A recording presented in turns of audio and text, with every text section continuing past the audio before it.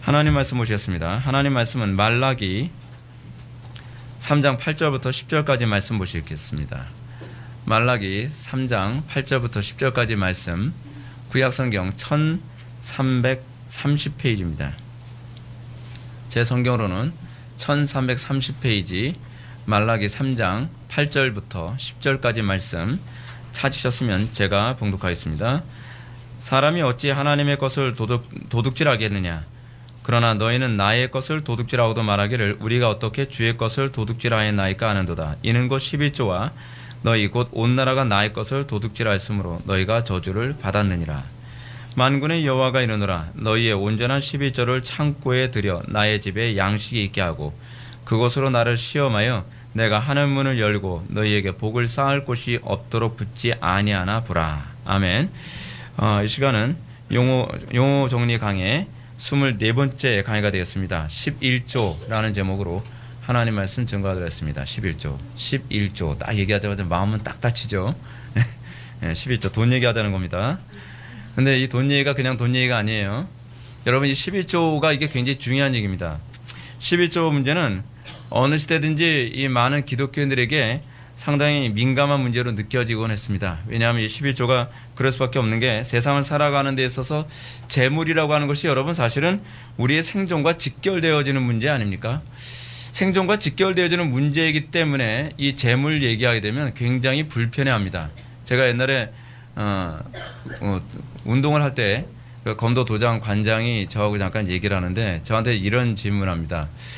목사님 꼭 11조 꼭 해야 되나요? 그런 얘기를 해요. 그분이 예수님 안 믿는 사람이었는데 왜요? 그랬더니 10분의 1은 너무 큰 돈이라서 부담스러워서요. 믿음이 있으면 하게 돼요. 믿음 없으면 안 해도 돼요. 왜냐하면 여러분, 믿음이 없는데 하는 건 의미가 없거든요. 하나님께서 원하시는 건 돈을 원하는 것이 아니라 돈을 상징으로 하는 그 마음을 원하시는 거거든요. 근데 이제 안 믿는 사람들은 이것에 대한 개념을 모르니까 자꾸 마음을 바치길 원한다는 것을 모르고 자꾸 돈을 바쳐야 된다고 하는 일종의 교회에 다니게 되면 그 회비 같은 거 있잖아요. 그런 식으로 생각하는가 봐요. 그 사람들은 회비가 너무 세요. 10분의 1 뭐 이런 식으로 생각하는 것 같아요. 근데 그 개념이 아니거든요. 그 개념이 아니에요. 예수님의 말씀처럼, 예수님의 말씀은 참 적절하십니다. 왜냐하면 재물이 있는 곳에 마음이 있다. 맞는 얘기입니다. 그러므로 11조의 문제가 회중들한테 민감한 논란의 대상이 되는 이유는 이것이 사실은 성경적인가 성경적이지 않은가에 관한 문제를 논하고 싶은 것이 아니에요. 왜냐하면 성경이 11조가 성경적이지 않다고 얘기하길 바라기 때문에 11조 논쟁을 자꾸 끄집어내는 것이죠. 그렇죠? 그러니까 이 12조가 성경적이다라고 아무리 얘기해도 사람들은 굴복을 하지 않습니다. 왜냐하면 성경의 또 다른 어떤 부분에서 11조가 성경적이지 않기를 바라는 그 근거를 찾아내기 위해 애를 쓰기 때문에 그런 겁니다. 우리가 성경을 읽을 때 우리가 가지고 있는 가장 잘못된 부분이 뭐냐면 성경이 내가 원하는 얘기를 해주길 바란다는 거예요. 그것 때문에 우리가 오류에 빠지는 겁니다. 신앙생활은 어떤 건지 아세요? 어린아이처럼 신앙생활을 한다는 것은 성경이 내가 원하는 얘기를 해주기 때문에 아멘 하는 것이 아니라 성경이 이걸 요구하고 있기 때문에 내 생각을 바꾸는 거예요. 그랬을 때 이것이 믿음이 되는 겁니다. 근데 우리는 자꾸, 그러니까 저는 그런 생각이 들어요. 저는 좋은 설교 들었어요 라고 했을 때 그 좋은 설교라는 말도 좀 혼란스러워요. 요즘에는 도대체 저분이 얘기하는 좋은 설교란 무슨 얘기인가? 내 생각하고 맞기 때문에 좋은 설교라고 하는 것인가? 아니면 성경적으로 설교했기 때문에 좋은 설교라고 얘기하는 것인가? 저는 이런 부분에 굉장히 좀 많이 혼란스러움을 느껴요. 왜냐하면 제가 설교를 하면서 굉장히 좋은 설교라고 생각했던 사람이 어느 날 어떤 한 부분에 대해서 딱 충돌이 일어나면 이제까지 제가 했던 모든 설교는 나쁜 설교로 취급을 해버려요. 다시는 안 듣죠. 그래서 저는 좋은 설교라고 말하는 사람들의 그 개념을 도대체 뭔지 좀 물어보고 싶은 거예요. 당신은 좋은 설교를 뭐라고 생각합니까? 근데 복음은 우리에게 우리를 꺾으라고 얘기하지 복음이 우리에게 맞추라고 얘기하지 않는단 말이죠.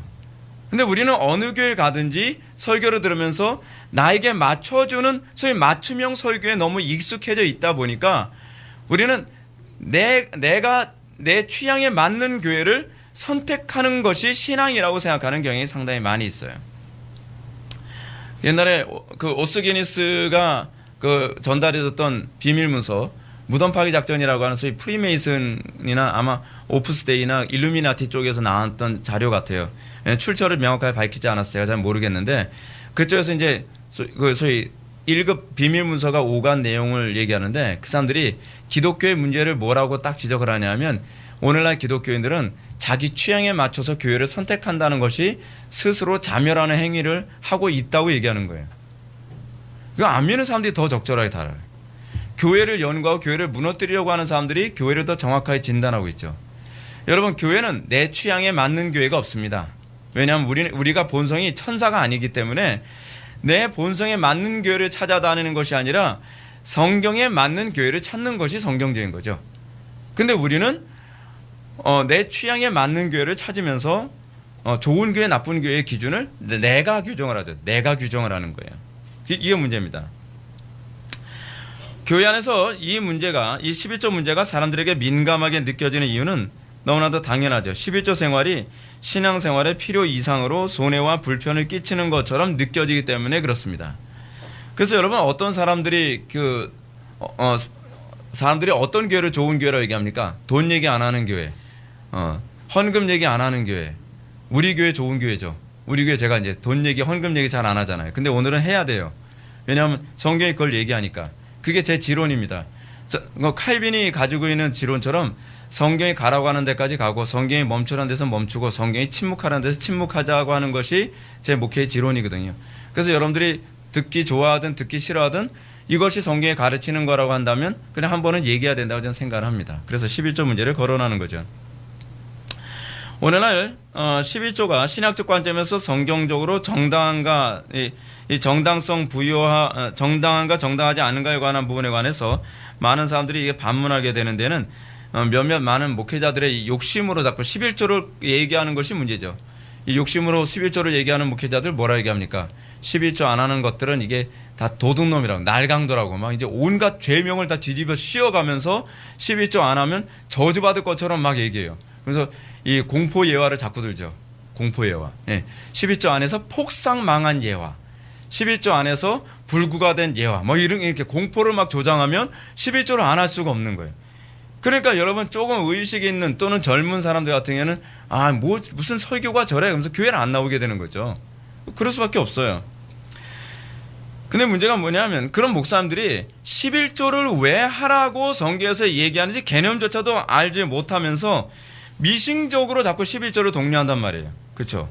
그래서 교인들에게 11조를 하게 되면 몇 배로 더 많이 받는다는 거예요. 그래서 여러분, 이 11조를 하게 되면 몇 배로 돈을 더 많이 받는다는 것 때문에 어떻게 해요? 어떤 사람은 10의 9조를 내요. 근데 그게 믿음으로 하는 게 아니에요. 10의 9조를 내면 하나님께서 100배로 갚아주신다고 했으니까 9 곱하기 100은 900배? 뭐 이런 식으로 계산이 들어가는 거예요. 머리를 그렇게 굴리면 어떡합니까? 이런 목회자들이 회중들의 이게 사행심을 충동질하여 돈주머니를 털기 위해 악용하는 성경 구절이 오늘 이 성경 구절이에요. 말라기의 이 3장 8절과 10절을 먼저 보면 사람이 어찌 하나님의 것을 도적질하겠느냐, 그러나 너희는 나의 것을 도적질하고도 말하기를 우리가 어떻게 주의 것을 도적질하였나이까 하는도다. 이는 곧 11조와 헌물이라. 네. 그러면서 뭐라고 해요? 이런 도둑 니은 막 이렇게 얘기하죠. 또 10절 보면 이럽니다. 만군의 여호와가 이르노라, 너희의 온전한 11조를 창고에 들여 나의 집에 양식이 있게 하고 그곳으로 나를 시험하여 내가 하늘 문을 열고 너희에게 복을 쌓을 곳이 없도록 붙지 아니하나 보라. 말라기의 이 말씀을 근거로 해서 몇몇 욕심 많은 설교자들은 회중들이 돈주머니를 열지 않고서는 견딜 수 없도록 이제 이 3장 8절 말씀을 가지고 먼저 양심을 자극하죠. 양심을. 11조를 안에 이런 양심이 화인 맞은 인간들, 도둑놈들. 하여간 그런 식으로 막 도둑이라고 막 몰아붙이는 거죠. 그래서 회중들의 양심을 심하게 가책을 느끼게 하죠. 너무도 분명한 성경 구절로 호통을 치니까 교인들도 저항도 할 수 없고, 그런 후에 이제는 어떻게 해요? 한번 쳤으면 그 다음에 얼러야죠. 그렇죠? 얼르는 구절이 10절입니다. 두 번째 성경 구절. 이 10절로 카운터 펀치를 내려서 주머니를 열게 만듭니다. 만군의 여호와가 이르노라 너희의 온전한 11조를 창고에 들여 나의 집에 양식이 있게 하고 그것으로 나를 시험하여 내가 하늘 문을 열고 너희에게 복을 쌓을 곳이 없도록 붙지 아니하나 보라. 이야, 너무 좋은 구절 아닙니까? 너무 좋은 구절이죠. 이 첫 번째 구절 통해서 회중의 양심을 지책할 죄책감에 빠지게 만든 설교자가 이제는 두 번째 성경 구절을 통해서 회중들의 욕심을 자극합니다.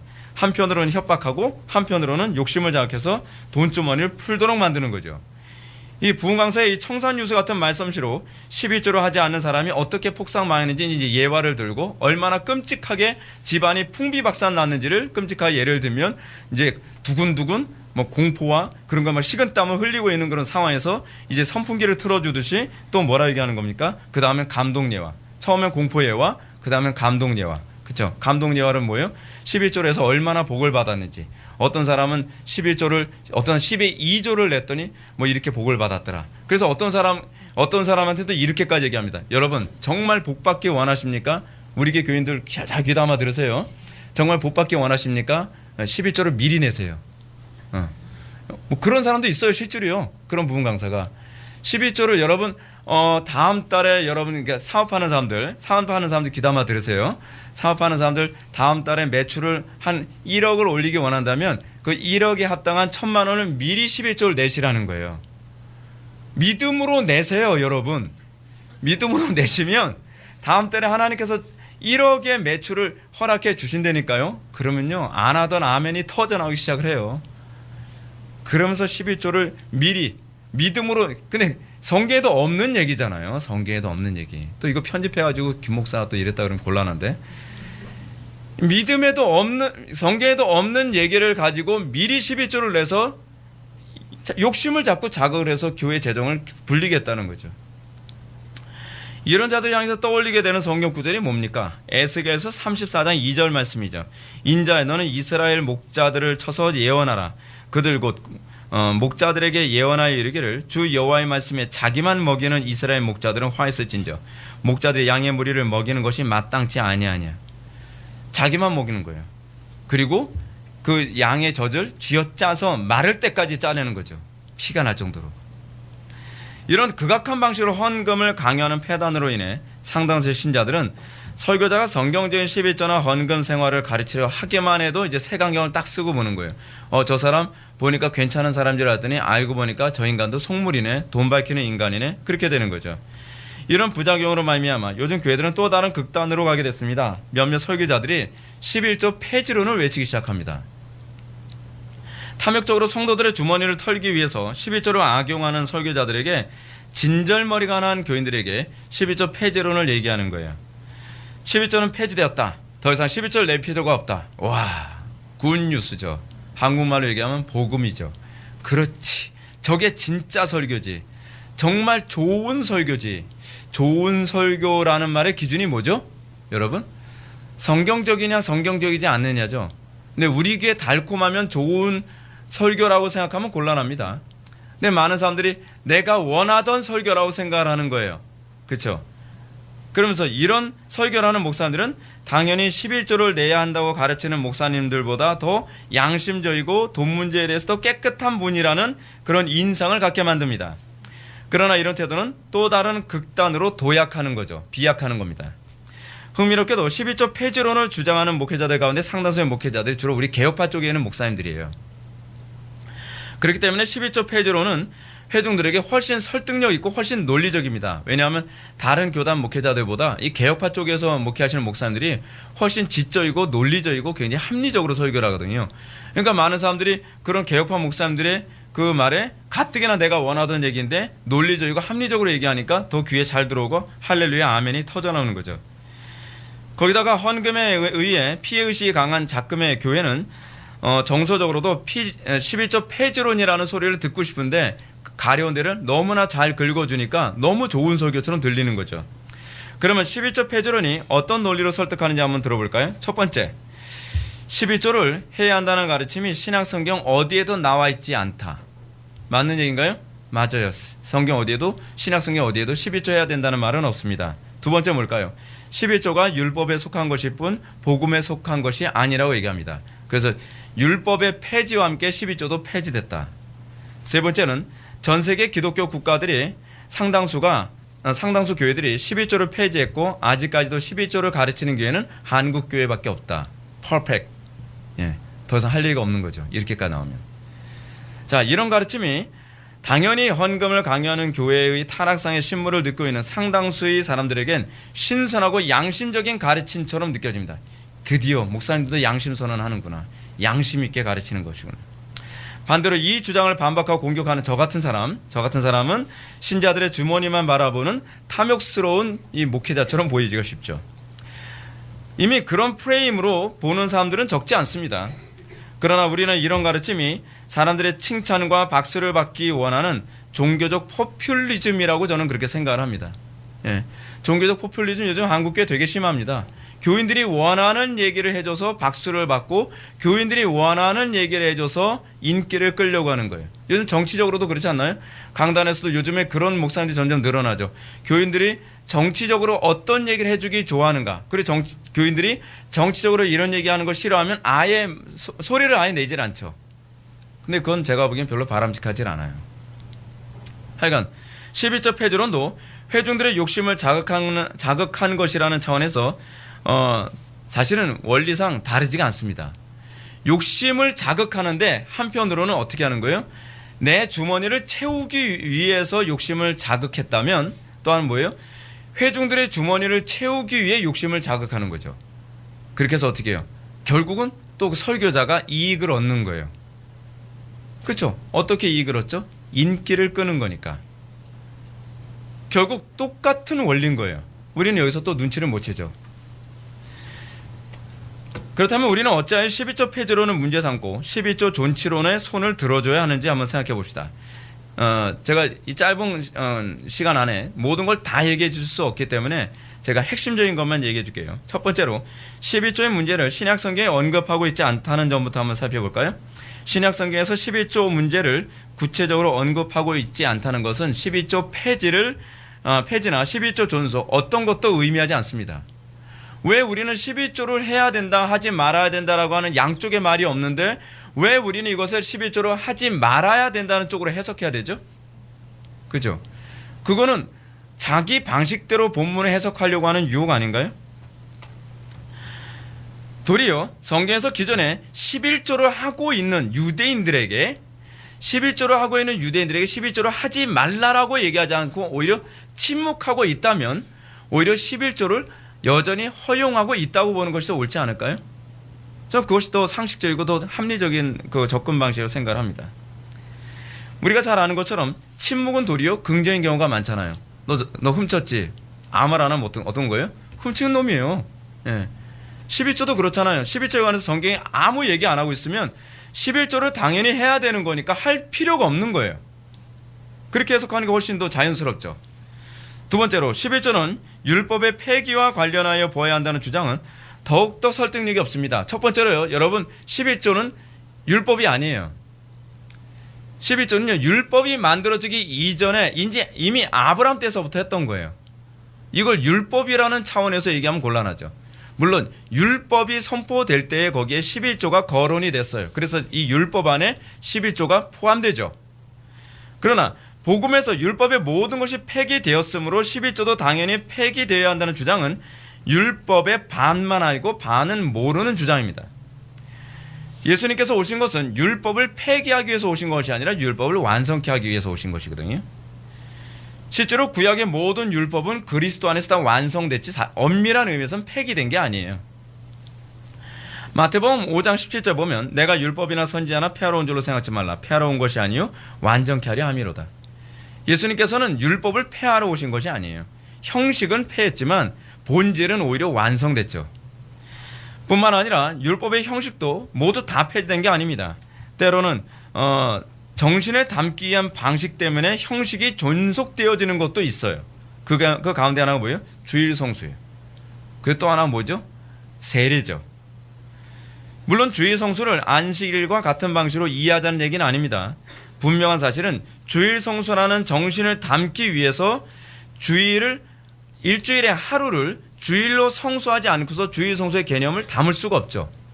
여러분 일주일에 한 번씩 주일 성수를 안 하면서 어떻게 일주일의 모든 6일 전체를 주님의 날이라고 이 정신을 유지할 수 있냔 말이에요. 이 정신을 유지하기 위해서는 일주일에 한 번씩 우리가 온전히 하나님을 예배하는 일을 우리가 구분해서 분리해서 하나님께 드려야 되는 것이죠. 또 예수님은 할례의 정신을 보존하기 위해서 세례의 예식을 거행하도록 우리에게 요구하셨어요. 물론 신약의 교회는 이런 주일 성수나 세례 혹은 성찬식을 율법적으로 추구하지는 않습니다. 이 형식을 우리 그리스도인들이 유대인들처럼 율법을 지키듯 절대적으로 형식을 지키진 않죠. 우리에게 있어서 절대적인 요소는 정신이지 형식이 아니에요. 이 부분을 절대로 잊어서는 안 돼요. 율법주의가 뭐가 율법주의입니까? 껍데기를 절대시하는 것이 율법주의예요. 복음은 뭐예요?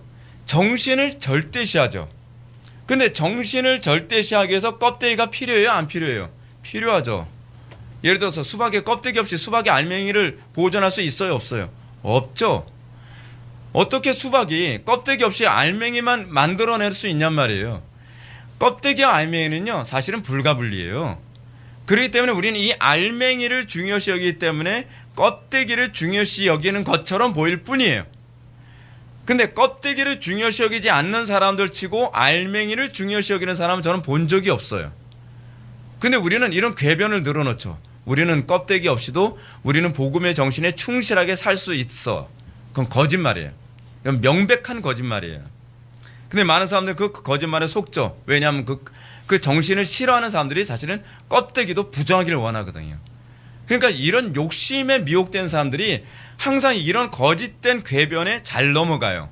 그렇죠? 신학에서 절대적으로 추구하는 것은 정신이지 형식이 아니라고 했습니다. 그러나 신약의 교회는 이 형식을 그릇으로 삼아 복음의 정신을 담아낸다는 차원에서 형식을 소중히 여기죠. 그래서 우리의 신화의 선배들은 주일 성수 때문에 순교하기까지 했어요. 우리 한국 교회에서는요. 근데 주일 성수가 이게 중요하기 때문이 아니죠. 그 정신이 중요하기 때문에 그 껍데기까지 소중히 여기는 거예요. 그죠? 이는 마치 그릇에 담긴 음식을 소중히 여기기 때문에 그릇을 깨뜨리지 않으려고 하는 거죠. 그렇죠? 예를 들어서 여러분 어떤 사람이 이 그릇에다가 아주 별로 이렇게 비싼 그릇도 아닌데 싸구려 이 사기 그릇에다가 너무 귀한 보약을 딱 담아서 가져오다가 딱 떨어뜨렸어요. 깨뜨렸단 말이에요. 그릇 깨뜨렸다고 야단을 치는 이유가 뭐죠? 그릇 때문이에요? 그 안에는 알맹이 때문이에요? 알맹이 때문이죠. 알맹이. 우리가 이 주일 성수나 예배 이 모든 것들을 이 소중히 여기는 이유가 뭐냐면 이 껍데기 없이 이 그릇 없이 알맹이를 담을 수 있는 방법이 없기 때문에 그래요. 제가 이제 칸트 얘기만 또 잠깐 좀 할게요. 칸트가 소위 우리가 직관으로 외부의 것을 받아들인다고 했을 때 외부의 것을 받아들일 때에 우리 직관은 반드시 두 가지 요소가 있어야만 받아들일 수 있대요. 뭐냐면 시간과 공간이라고 한단 말이에요. 시간 없이 공간을 우리가 받아들일 수 없고 공간 없이 시간을 받아들일 수 없다는 얘기예요. 똑같아요. 우리 신앙 자체가 그래요. 그릇 없이 내용을 우리가 담을 방법이 없어요. 그렇기 때문에 우리가 이 그릇을 형식을 소중하게 여기는 것처럼 보이는 거죠. 신약교회가 형식을 절대시하지 않지만 그 형식이 없이 절대적인 내용, 즉 복음의 내용을 보존할 수 없다고 생각하는 거죠. 그래서 만일 그릇을 율법이라고 정죄하며 무시한다면 그 내용물은 머지않아 사라지게 될 겁니다. 항상 형식 무시하는 교회들 치고 정신을 보존하는 교회를 본 적이 없죠. 마찬가지로 기독교는 11조라는 형식을 절대적인 것으로 여기지 않지만 11조의 정신을 가지고 있는 사람은 그 정신을 보존하고 구현하기 위해 그 형식을 소중히 여길 수밖에 없어요. 물론 이럴 수는 있어요. 내용 빼고 그릇만 소중히 여기는 사람이 있어요. 근데 그거는 가짜죠. 근데 우리는 내용 때문에 그릇을 소중히 여기는 거예요. 이건 완전히 다른 얘기입니다. 그러면 11조 정신이 뭐죠? 11조 정신? 자신에게 주어진 모든 재물이 하나님의 것임을 인정하는 청지기적 태도를 얘기하는 거죠. 이러한 정신은 11조라는 형식, 이 그릇을 통해 고백되며 보존되어집니다. 11조가 궁극적으로 목표로 하는 것은 재물에 대한 우리의 신앙 고백을 담는 것이죠. 이 점을 아주 잘 보여준 성경 구절이 마태복음 23장 23절이죠. 화 있을진저 외식하는 서기관들과 바리새인들이여 너희가 박하 회당과 근처에 11조는 드리되 율법의 더 중요한 바 정의와 긍휼과 믿음은 버렸도다. 이것도 행하고 저것도 버리지 말아야 할지니라. 이 말씀은 주님께서 외식하는 서기관들과 바리새인들의 11조를 책망하시는 장면이죠. 여기서 흥미로운 점은 예수님께서 서기관들과 바리새인들을 향해서 책망하실 때 율법의 이 11조 폐지를 언급하지 않아요. 그래서 11조가 거론되고 있는데 11조 폐지를 언급하지 않는단 말이에요. 그래서 주님이 서기관과 바리새인들을 책망하시는 것은 그들의 11조 행위 때문이 아니라 그들이 정신을 버렸다는 거예요. 그러니까 내용물은 어디다 갖다 버리고 껍데기만 가지고서 잘난 체하고 있다고 책망하고 있는 거죠. 주님은 그들의 행위를 부정하고 있지 않습니다. 도리어 뭐라고요? 이것도 행하라 라고 얘기하고 있죠. 이것도 행하고 저것도 버리지 마라. 그릇도 가지고 있는데 그릇에다 제발 내용물을 담아서 다녀 라고 얘기하는 거 아니겠습니까? 이런 주장을 하면 어떤 사람은 예수님의 이런 가르침이 아직 부활과 승천 이전의 가르침이기 때문에 그렇대요. 좋아요. 그러면 예수님의 공생의 가르침을 한번 좀 우리가 살펴볼까요? 예수님의 공생의 가르침을 보면 예수님은요 여전히 예수님의 부활 승천 이후에 폐지되어야 될 것에 대한 존속을 얘기하는 것이 굉장히 많이 나와요. 예수님의 공생의 기간에도 어떻게 얘기하고 계신가? 예수님 안식일 폐지론 이미 공생의 기간 때 얘기하셨어요. 그렇죠? 이거는 예수님이 부활승천 이후에 안식일 폐지를 얘기한 것이 아니라 예수님이 이미 공생의 기간 때에도 안식일을 폐지하심으로써 형식적 안식일의 폐지를 이미 선언하셨단 말이에요. 또 볼까요? 성전을 정화하시면서 뭐라고 했어요? 성전 헐라고 얘기하셨어요. 성전 폐지를 말씀하셨다는 거죠. 주님은 6월절에 성찬 예식을 집례하면서 뭐라고 얘기해요? 6월절 폐지까지도 다 말씀하셨어요. 근데 왜 11조 얘기하시면서 11조 폐지를 굳이 말씀하지 아니하시죠?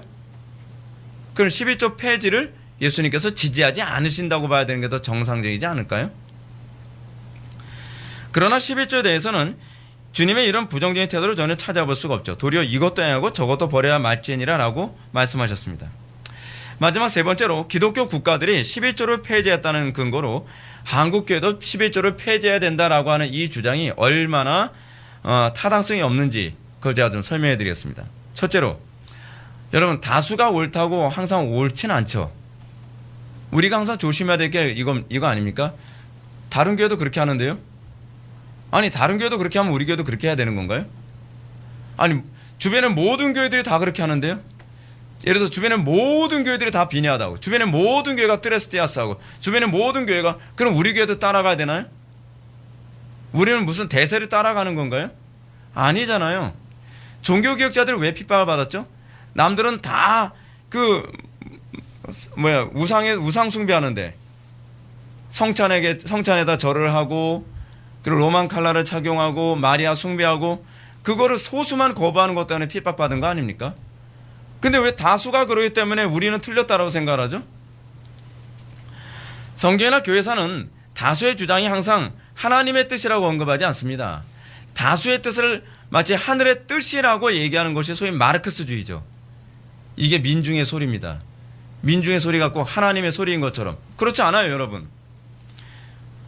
이런 주장은 도리어 전형적인 인본주의적 태도죠. 도리어 성경과 교회사는 하나님의 뜻을 따르는 사람들이 항상 소수였고 그리고 그들은 항상 외로움을 쌓아오는 사람들이었음을 우리들에게 증거하고 있습니다. 역대를 보면 미가야나 예레미야는 다수의 선지자들 가운데 혼자 바른 소리 하다가 죽거나 고통받은 사람들이었어요. 예수님 당시에도 예수님을 십자가에 못 박으라고 외쳤던 사람들은 다수였고 예수님 편에 있었던 사람들은 소수였습니다. 우리나라 역사에서도 임진왜란을 지켜내기 위해 바른 소리 했던 사람들은 소수였고요. 절대로 전쟁 안 일어난다라고 얘기했던 사람들이 다수였습니다. 다수가 항상 옳은가요? 그렇지 않아요. 오히려 다수가 틀렸을 경우가 많아요. 두 번째로 기독교 국가들 가운데 11조 폐지를 주장하는 이유가 신학적 근거보다는 정치적 이유였기 때문에 우리가 이걸 인정할 수가 없습니다. 11조를 폐지한 국가들은 대부분 교회 재정을 국가가 관할했습니다. 교회 재정을 국가가 관할한다고 하면 굳이 목회자의 생활비나 교회 유지를 위해서 11조를 필요로 하진 않죠. 그렇죠? 어차피 국가에서 교회 어떤 유지비나 목회자의 생활비를 교회 국가에서 다 지급해 주니까. 12조는 개교회가 독립적으로 교회를 유지하기 위한 재정 공급 통로이기 때문이죠. 만일 교회의 재정을 정부에서 주도하거나 혹은 천주교처럼 중앙에서 이 재정을 지원해 준다고 한다면 굳이 11조를 얘기하지 않아도 괜찮습니다. 목회자 생활비는 도대체 목회자 생활비는 어떻게 공급됩니까? 또 교회에서 매년 시행되어지는 교회 행사 또는 교회 건물 관리비, 그럼 어디서 나오죠? 11조 안 하면 여러분들 이거 어떻게 유지하겠습니까? 여러분 그렇죠? 믿음으로요. 믿음을 이렇게 피상화시키지 마세요. 믿음은 피상적인 게 아니에요. 믿음은 구체적인 행동을 동반합니다. 헌금을 안 하는 사람들이 꼭 믿음으로 얘기해요. 그럼 믿음 없는 사람들이 자꾸 믿음으로라는 소리 많이 해요. 진짜 믿음이 뭔지 아는 사람은요, 믿음으로라는 말을요 그렇게 가볍게 얘기하지 않습니다. 무게 있게 얘기하죠. 애석하게도 11조 폐지를 받아들인 교회들은 담임 목회자가 자기 생계 유지를 위해 다른 직업을 가질 수밖에 없습니다.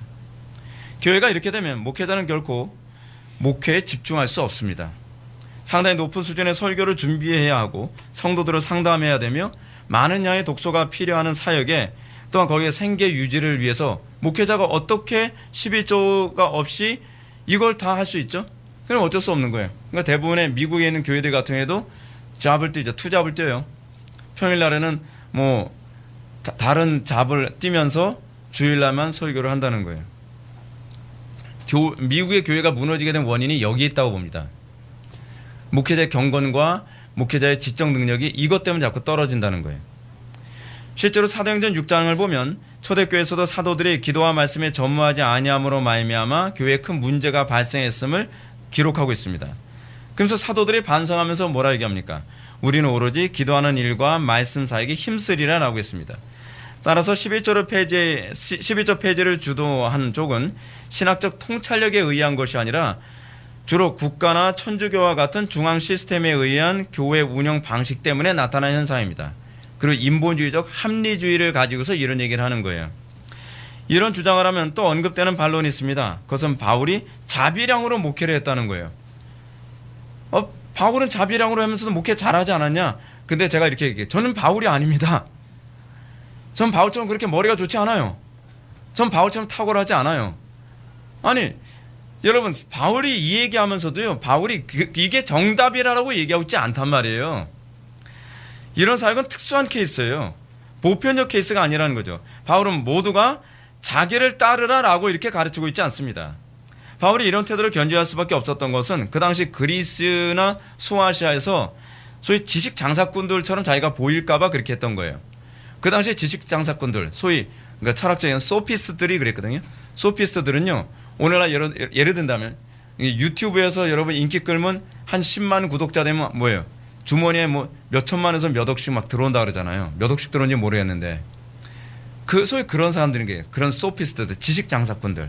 근데 바울이 그런 식으로 비춰질까봐 자기는 자비량을 했다는 거예요. 그래서 제가 개인 유튜브 동영상을 하면서 광고를 싫지 않으려고 하는 이유가 거기 있어요.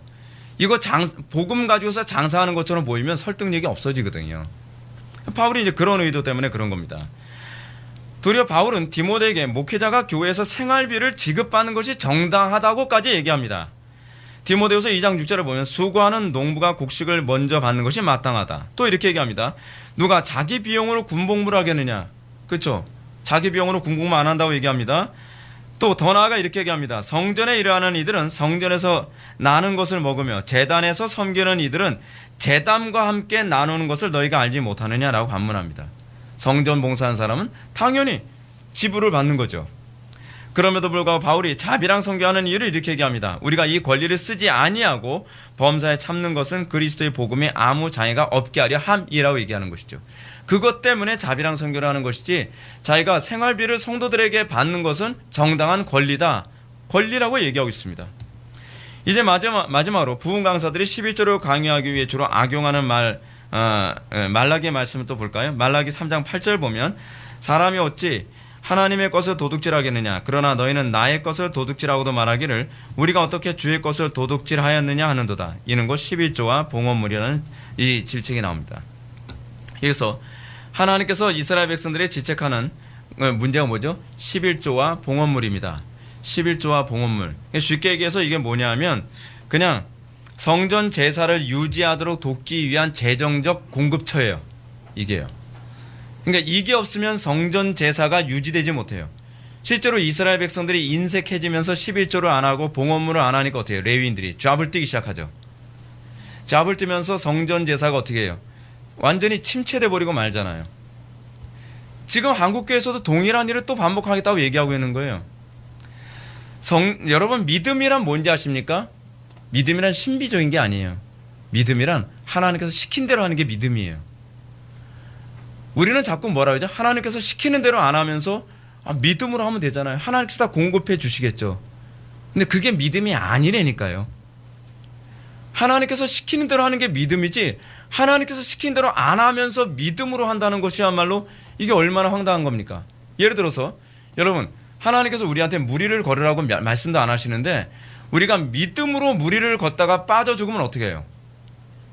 이건 믿음이 아니거든요. 근데 이런 식이거든요. 우리가 당연히 성경이 우리들에게 11조를 통해서 교회의 재정적 공급을 요구하죠. 왜 그럴까요? 성도들의 믿음을 시험하기 위해서요. 여러분들의 마음이 재물에 있거든요. 여러분들의 재물을 하나님께 드림으로써 날마다 하나님께 희생하는 훈련을 시키기 위한 것이란 말이에요. 근데 우리가 11조를 안 하면서 믿음으로 해야 된다? 목회자에게 믿음을 요구하고 자기네들은 믿음으로 안 해요? 그것도 모순이죠. 온통 여러분 저는요 오늘날 한국교회를 보면 모순투성이에요. 교인들은 자기네들은 믿음대로 살기 싫어서 11조를 안 하겠다고 명분을 찾으면서 목회자는 11조 없이 생활비를 알아서 충당하는 것이 믿음이라고 또 강요를 해요. 근데 성경은 11조로 살아가는 것이 하나님께서 정한 법이라고 얘기하고 있거든요. 그러면 그것대로 살아가는 게 믿음이지. 그것대로 살지 않으면서 하나님께서 신비적 방식으로 뭐 까마귀를 얘기하고 까마귀 아니라 독수리가 물어다 줘도 여러분 그건 성경적인 게 아닌 거예요. 그건 믿음이 아니란 말이에요. 근데 우리는 믿음이 뭔지부터 제대로 규정을 못하고 있어요. 자, 하던 얘기 돌아갑시다. 지금 이것이 뭐라고요? 12조나 헌물을 요구한 게 뭐예요? 성전 제사를 유지하기 위한 것이었어요.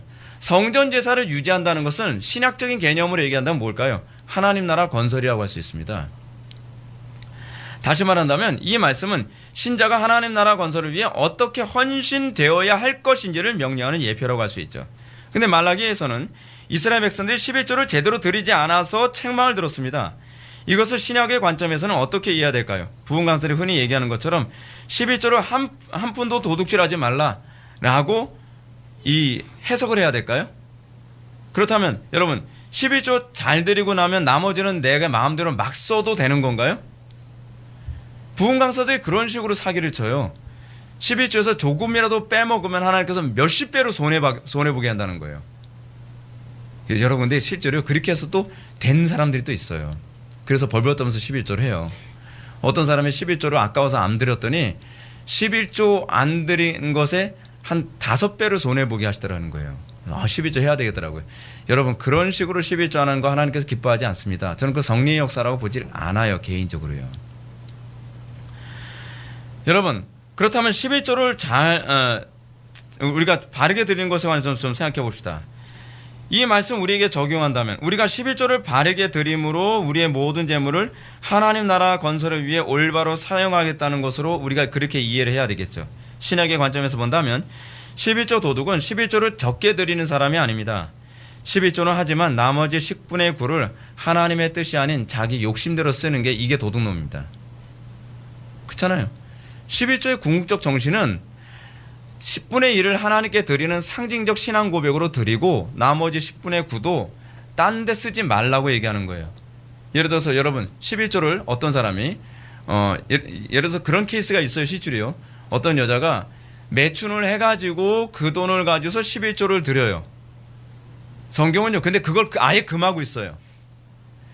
죄악으로 번 돈을 헌금하지 말라고까지 아예 구약에서 얘기하고 있거든요. 근데 여러분 그게 정당하지 않죠. 왜 정당하지 않냐 하면 10분의 1을 하나님께 드린다는 건 나머지 10분의 9도 하나님께 드리듯이 살겠다는 고백이거든요. 근데 여러분 10분의 9, 그 돈을 버는 출처도 죄악될 뿐만 아니라 돈을 벌어서 10분의 1을 하나님께 드리고 나서 나머지 10분의 9를 어디다 쓰냐면 예를 들어서 청부업에 돈을 쓴다고 칩시다. 그렇지 않으면 법을 틀어지게 만들고 남한테 뇌물 주기 위해서 그걸 썼다고 칩시다. 또는 사기를 치기 위해서 이 돈을 썼다고 칩시다. 불법을 행하기 위해서 이 돈을 썼다고 칩시다. 그 11조 하는 게 의미가 있나요, 없나요?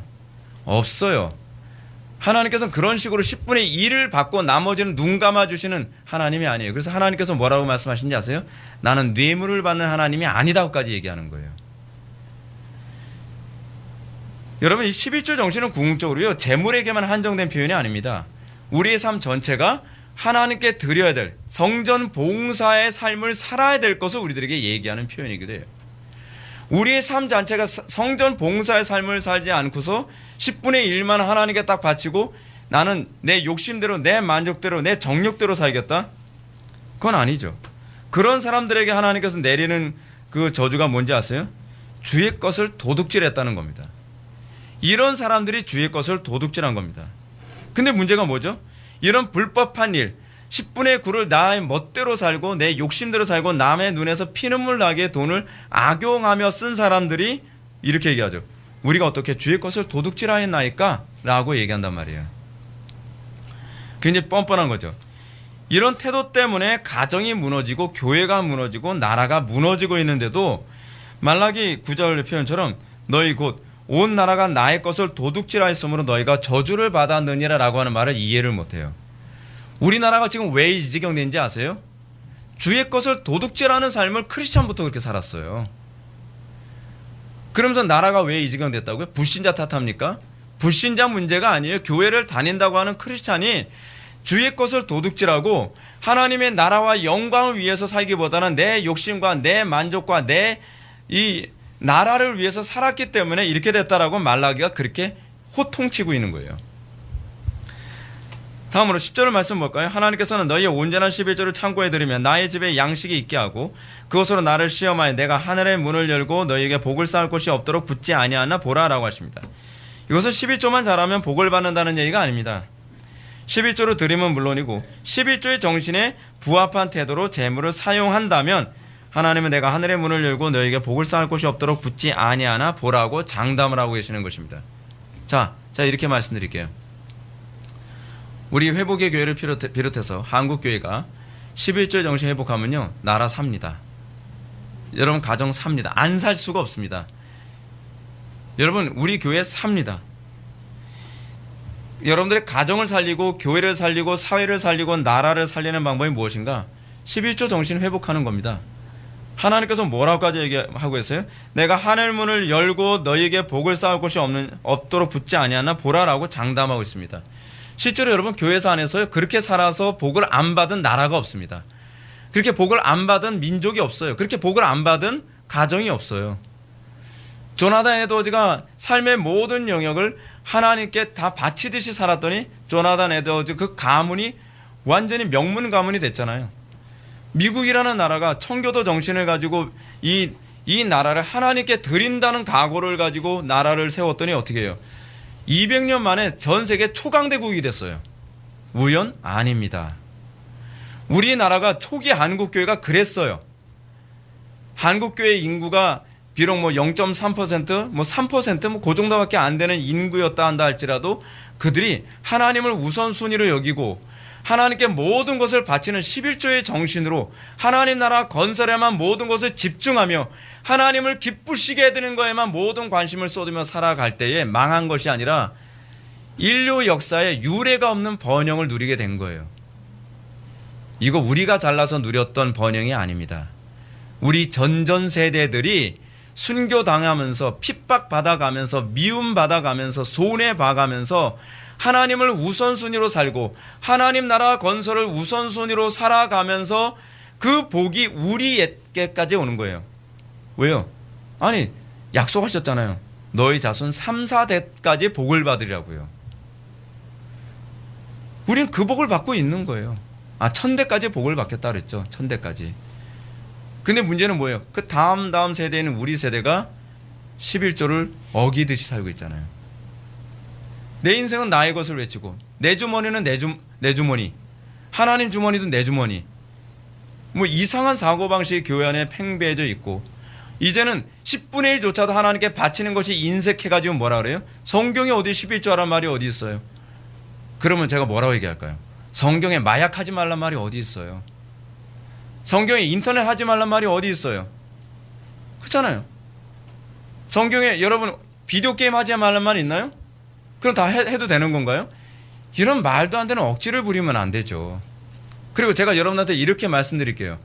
하나님께 11조 드리는 게 아깝습니까? 그럼 여러분들 그랬죠. 아깝지는 않은데 성경지.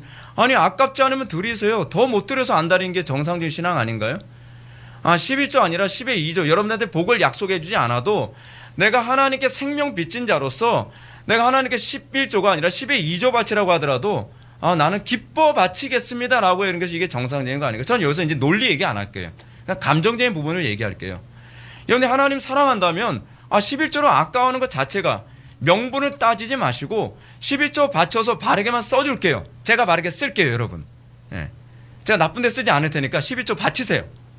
11조 바쳐서 잘못 쓰는 게 문제라고 한다면 인정하겠어요. 그렇지만 여러분 우리가 11조를 바쳐서 하나님께 영광이 된다면, 그리고 교회가 그것을 정직하게 그 하나님의 뜻대로 바르게 쓴다고 한다면 11조 아니라 10의 2조, 10의 5조도 여러분 얼마든지 낼 수 있는 거 아닌가요? 문제는 인색한 게 있는 거예요. 인색한데 인색하지 않은 것처럼 자기를 감추기 위해서 명분을 성경에 찾는 거죠. 성경에서 거짓말을 해주길 바라는 거고 성경에서 악을 도모하길 바라는 거예요. 이게 얼마나 큰 죄악입니까? 우리 좀 양심부터 회개해야 될 점 있습니다. 그리고 11조 폐지론을 주장하면서 제발 교인들한테 인기 끌려고 좀 하지 않았으면 좋겠습니다. 그냥 있는 그대로 가르쳐야 돼요. 성경이 그렇게 가르치면 미움을 받더라도 가르쳐야 돼요. 성경의 중요한 원리 하나만 얘기합시다. 성경의 중요한 원리는 희생의 원리예요. 희생하도록 하는 것이 성경적 원리입니다. 희생을 덜 하도록 가르치는 건요 100% 비성경적입니다. 11조에 대한 정의를 봅시다. 11조란 자신의 모든 재물이 하나님의 은혜로 주어진 것이므로 이 모든 재물을 하나님의 뜻대로 사용하겠다는 반복적 고백행위다. 하나님의 뜻대로 하겠다는 고백입니다. 그걸 반복적으로 해서 이 정신을 잊어버리지 않도록 하는 것이죠. 기도하시겠습니다. 사랑이 많으신 하나님, 우리가 하나님 앞에서 인색하지 않도록 하여 주옵소서. 억지로 하나님을 섬기지 않게 하여 주시고 우리가 자원하여 기쁨으로 주님을 섬기고 기쁨으로 우리가 헌물을 드릴 수 있는 그런 마음 허락하여 주옵소서. 10분의 1을 바치고서 만족해 하는 것이 아니라 나머지 모든 영역도 하나님의 뜻대로 살고 하나님의 뜻대로 우리의 재물을 사용하고자 하는 그 마음에 붙잡힌 바 되게 하여 주옵소서. 예수님의 거룩하신 이름으로 기도하옵나이다. 아멘.